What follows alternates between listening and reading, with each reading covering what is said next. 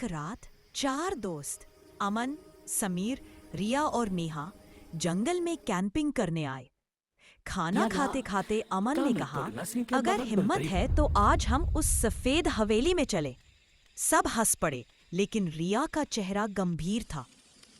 मैंने सुना है वो जागती है रात में, उसने धीरे से कहा। समीर बोला, कौन, भूत? रिया ने बस सिर हिला दिया। थोड़ी चर्चा के बाद चारों ने तय किया कि वे सिर्फ देखकर लौट आएंगे। हवेली का प्रवेश जैसे ही हवेली के पास पहुंचे, हवा बर्फ जैसी ठंडी हो गई। दरवाजा अपने आप कर कर की आवाज के साथ खुला। अमन बोला, ये किसने खोला? कोई जवाब नहीं। अंदर कदम रखते ही नेहा ने कहा, मुझे यहाँ किसी की मौजूदगी महसूस हो रही है।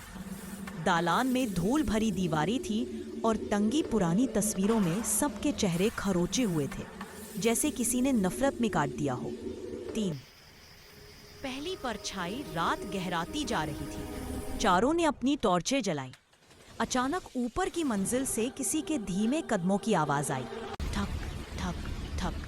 रिया ने डर से अमन का हाथ पकड़ लिया। समीर बोला, रिया ने डर से अमन का हाथ पकड़ लिया। समीर बोला, कौन है वहां? परछाई और फिर सीढ़ियों से बहुत धीमे धीमे नीचे उतरने लगी। रोशनी डालने पर दिखाई दिया एक लंबी सफेद साड़ी, बाल पूरे चेहरे पर और कलाई पर खून के निशान। नेहा चीख पड़ी, भागो! लेकिन दरवाजा अचानक धप से बंद हो गया। कमरे में घुस गए। कमरे में पुराना टूटा शीशा था।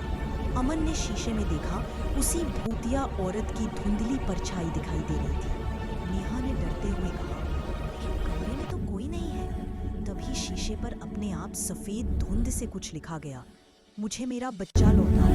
चारों एक दूसरे को देखने लगे। रिया बोली, इस हवेली में जरूर कोई पुरानी कहानी दबी है। नेहा ने हिम्मत करते हुए गुड़िया आगे बढ़ाई।